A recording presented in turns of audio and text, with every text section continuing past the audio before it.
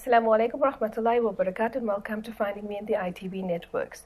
Today with me is Dr. Derek Hooks. Derek has a BA and Honours and PhD in Psychology from the University of the Witwatersrand. He's a reader at Birkbeck College in the University of London and a Professor Extraordinary in Psychology at the University of Pretoria. What is amazing about Derek is the amount of books that he has written, the papers that he has produced, but more specifically, I think what really drew my interest was his latest work on Steve Biko, which is part of the Voices of Liberation. And for many of us who are familiar with Biko, you will know some of his famous slogans. Today I'd like to quote two, starting in the introduction. The first, of course, is, "Black man, you are on your own." And secondly, "So as a prelude, whites must be made to realize that they are only human, not superior. Same with blacks. They must be made to realize that they are also human, not inferior."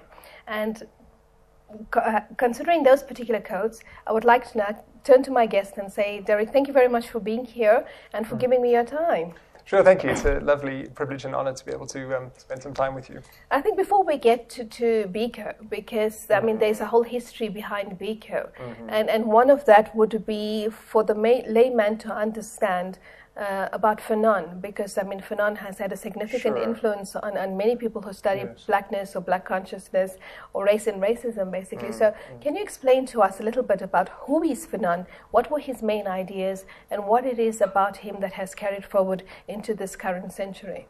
Okay, so maybe one point of contextualization. I mean, Biko was in many ways quite indebted to Fanon. Fanon, Frantz Fanon, was an anti-colonial thinker. And the reason he was a particular interest to me was I've got an academic career in psychology. And Fanon wants to think about racism in the colonial context. And he wants to think about what to do about racism. So he both wants to theorize racism and try to think how one can get beyond it. And of course, that became quite important for me, working as an academic in psychology in South Africa, towards, as it were, I sort of came of age pretty much as apartheid was coming to an end. So why he was so useful was Fanon said, you need to understand racism as a structural event, but you also need to understand it, something of the psychology of racism. So we had multiple different theories and different stages in his life, but one of the aspects of his work that I found most fascinating was his sense of why racism seems to remain intact for such long periods. And he even involved a little bit of psychoanalytic thinking in trying to understand that. So in some respects, he wants to think about why racism is a kind of phobia, why fear is part of the phenomenon of white racism. So Biko draws a lot on him, and there's a whole history of thought also behind Fanon. But I suppose the important part for me is that he wants to think both structural and psychological aspects of racism together. So what about individual racism? Or does this Fanon factor that in? Does the personal psychology come into play? Or is he more focused on the structural aspect? It's kind of a tricky question because in some ways what Fanon confronts is he grows up in Martinique. He's a kind of middle class intellectual, and many of his peers have this dream of going to France one day, going to Paris. Yes. So, he, as also incidentally, I should say, he's a psychiatrist, which is kind of important. Okay. Because you don't find too many revolutionary psychiatrists, right? So he's interesting for that reason as well. So he goes off to Paris, and he's shocked by the amount of racism that he confronts. And in a way, he feels appalled by this because he's learned so much French. He's learned, as it were, you could say, in some respects, the colonizing language. And he knows so much theory and history and philosophy. And he becomes aware that doesn't matter. He's still the object of racism. And one of the places that Fanon, or one of the events that he describes very powerfully, which has influenced a number of theorists since, is this moment of being looked upon by a white child. So he's on the train, and he doesn't feel particularly black or a Negro, but he hears this little child, and it's a famous scene in his books, "Mommy, Mommy, I see a Negro, I'm afraid, I'm afraid." And he has this experience, and he describes it, of feeling objectified, but almost of being torn apart, of being obliterated. And he feels it as a kind of visceral form. So this is one of the crucial contributions, as many, that he makes, is this idea of the racist gaze, of being looked upon, of being seen and fixed in a way that always sees him as a black man, not as a man, always as a black man. Not as a human. Exactly. Okay. Yeah. So considering this, all of these ideas that filtered through Fanon's mind, did he then offer a solution as how to overcome the racism? Well, this is the interesting thing. A lot of people say that his trajectory takes him through a career as an intellectual, as a university guy, as a psychiatrist, where he hopes to be able to deal with certain psychological and mental problems, to the point when he gives up on psychiatry because he feels that within a colonized context, we could say, putting him in South Africa terms, within a strongly apartheid, racist context, being a psychiatrist is not enough because the social sphere is so badly warped and distorted, and the relations of power and racism are so obdurate and oppressive that it's not good enough simply to be able to engage only on the individual level. And so one of the reasons that makes him such an inspiration, I think, to Biko and others is that he says, I start off as a psychiatrist, but I have to end up as a revolutionary. And of course, this is exactly what he tries to do. And that's his way forward. Okay, so considering this particular context, and I mean, you yourself, I think, in a way, would be considered a revolutionary also, because you've written this latest book on Steve Biko, and I know in the past when I used to read comments in the newspaper of people offering comment on people like Sobukwe or Biko, and then you would get the reply, oh, you're a white man, you're a white person, how can you understand what Biko is saying or what Sobukwe is saying? So I'm sure you would face the same kind of criticism, and in that way I would consider you also to be a revolutionary, to have the guts to stand up and say, no, I can do this particular project.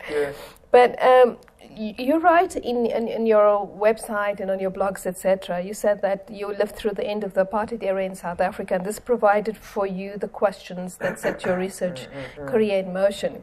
But one of the first things that you engaged was to try and understand the persistence of race and racism, which you say even within tolerant and multicultural societies. But I want to just catch you there. Which society is actually tolerant today? Yes, well, that's a good point. I mean, let me just also respond to the first thing that you asked there. I mean, you could say this is totally inappropriate for a white South African guy to write a book on Steve Biko, and it's important to address that issue because Biko constantly complains about this problem of particularly white liberal South Africans wanting to represent blacks, wanting to speak for blacks, wanting to tell blacks how to respond to the struggle, I mean, and to racism and to apartheid. And, he's got a couple of famous quotes where he says, well, whites have not only kicked the black, they've also wanted to tell the black how to respond to being kicked. So it's a problem. And the reason I came to Biko was because it seemed to me he had something useful to say in terms of what we could think about a South African psychology of anti-racism. So that's how I came to him. There was an opportunity to write a book, and then there was a kind of to and fro discussion with the publishers. And I said, it's not particularly appropriate that a white guy writes this book. Because again, you have the problem of a white, I suppose, I wouldn't identify as liberal, but maybe that's what people would see me as, or that's what I am. And perceptions, of course. So what I've tried to do in the book is make a distinction between does it mean to recall a piece of history, to quote Biko. And the book includes a lot of his own direct quotes. And my attempt not to speak for him, but to return to that point of history. So there's a potential fault line there, but it's very important that you mention that, because you could say there's a massive problem in a white person trying to speak about Biko. So I think it's important to acknowledge that, although I also wonder at what point in post-apartheid, if that's an appropriate term, do we get to the time when it is okay to speak, to do that kind of thing. But that also reminds me now of the second part of your question. I suppose intellectually I've said that part of what set the ball in motion for me wanting to even be an academic and to teach and work in South Africa is having lived through the end of apartheid. And I suppose to be selfish for a moment, what's so useful about Biko and Fanon is they're not the traditional sources you would read in psychology. But nonetheless, they help learn. They help teach you an awful lot of stuff you wouldn't get in psychology. And so I would make the case that, because sometimes people say, well, you need an indigenization of the curriculum, which is true. And then sometimes as students, you get the idea that, well, okay, so maybe black students should be reading Biko. That's kind of appropriate. But white students must also be reading Biko because it has a possibility of transforming how you think about stuff that you think is normal. Yes. So the other question you were asking about was, how come racism persists and extends itself, even in ostensibly tolerant situations? It's an amazing experience to have grown up a little bit in apartheid, to have left South Africa for 10 years, and to come back. Because on the one hand, you're confronted with these contradictions. Things have changed, and some things just haven't changed. Right. And in a way, and this voice, I think, is starting to come increasingly to the fore, of what you could call a radical voice. Although I don't know if it is a radical voice, actually. Just saying things like, A, things haven't changed, and B, things could even be considered worse, because now we kind of sanctified in a post-apartheid. Post-apartheid's behind us, so we can't think about that anymore, and now it's okay. But still, you have this massive, and really, I suppose overseas colleagues do notice it, where, you drive, depending where you drive through, yes, you go through suburbs, white suburbs, And you see the massive structural differences. So virtually everyone who's black in those situations is doing menial, whatever, working class stuff, mowing the lawn, all this kind of stuff.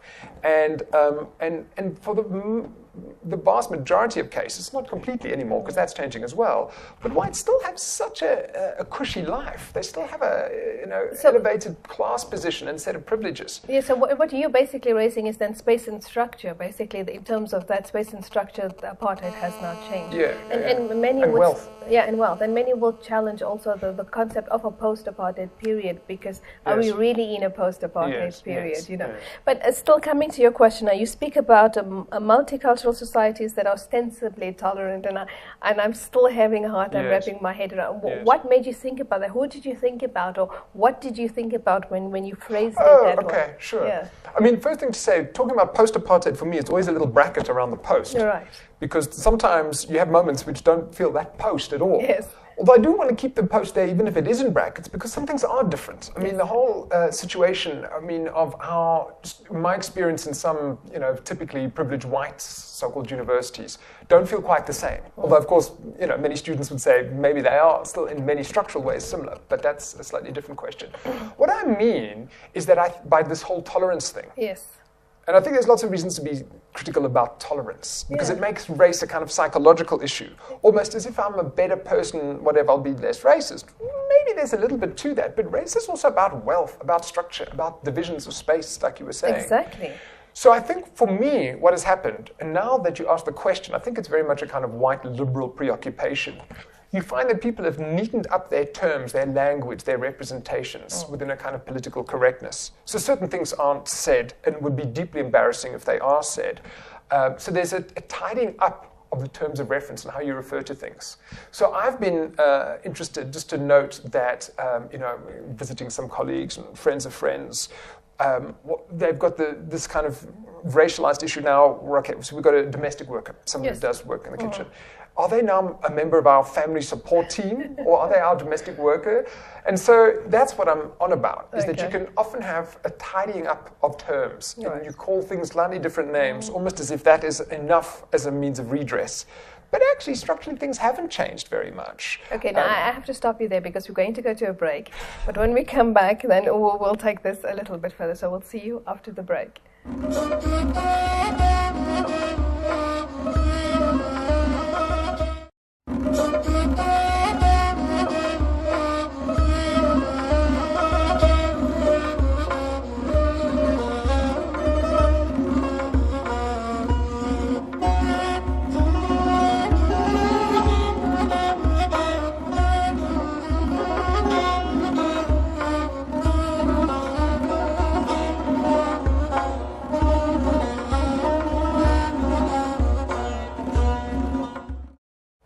Assalamu alaikum wa rahmatullah, and welcome to the second part of Finding Me in the ITV networks today with Dr. Derek Hooks.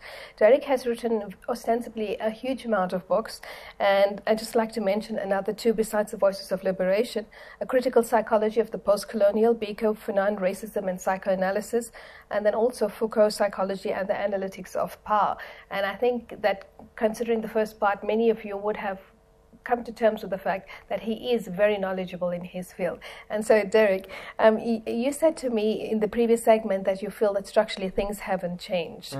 And I do believe that, because I'm living in that particular structure where I sense it.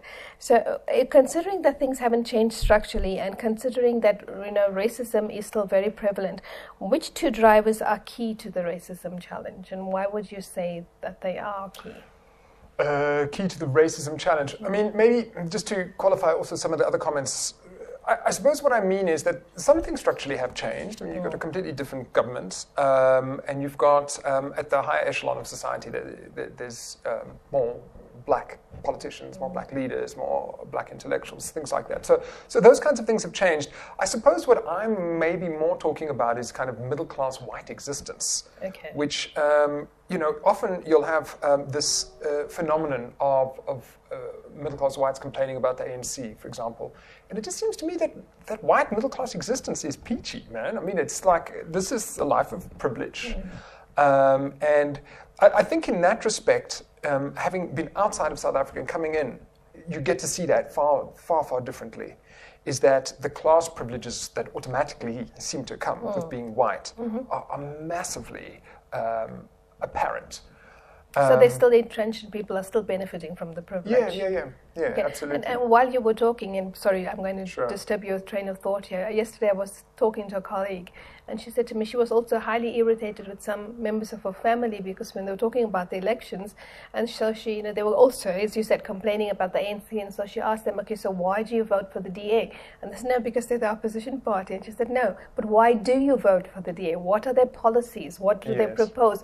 What do you think is going, and they couldn't answer that. So she said, well, in that case, you're no different to that voter who votes loyally for the ANC, who doesn't know you're doing exactly the same thing, you know. And so it shows that still, between black and white, between middle class and I think affluent, there is a huge level of ignorance still into the way they engage with politics. I mean, the drivers of racism thing, or how one would think about changing, I mean, it's like an incredibly difficult question. But one of the things to say, which links to what I was saying, is that sometimes racism exists not in like a horrible mindset of ugly whatever people, but it's embodied in actions and in forms of life that are so routine. One does them again and again and again.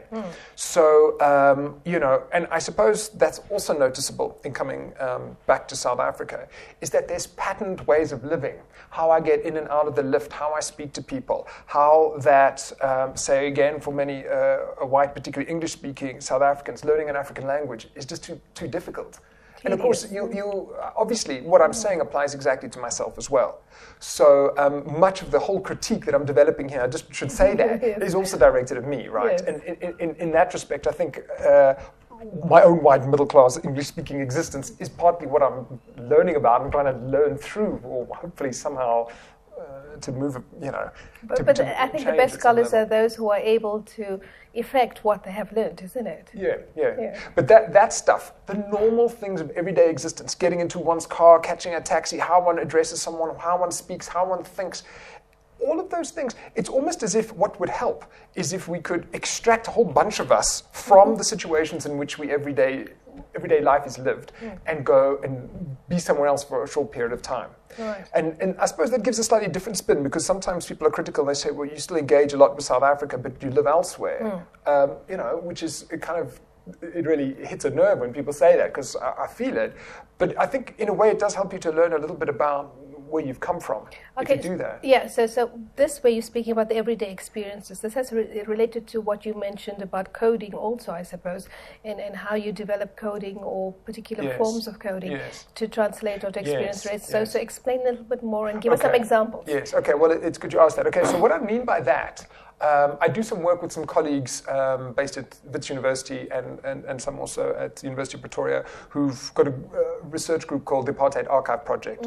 And the project aimed to collect a whole series of narratives of people's experiences of racism in apartheid. And so sometimes those experiences and the narratives include violent moments, but for the vast majority, they're not such violent moments. They're symbolic gestures. They're little things that happen. And for example, one white South African, when he was a boy, remembers, oddly enough, being in a situation where there was a coloured scoutmaster. Okay. And maybe that was a bit unusual for the times in apartheid, but it happened. Perhaps it was somewhere in the Western Cape. And there's a street scene where he's with his mum, and the scoutmaster comes past, and the little boy salutes. Right. And his mother says, "Never do that again. You don't salute to a coloured man."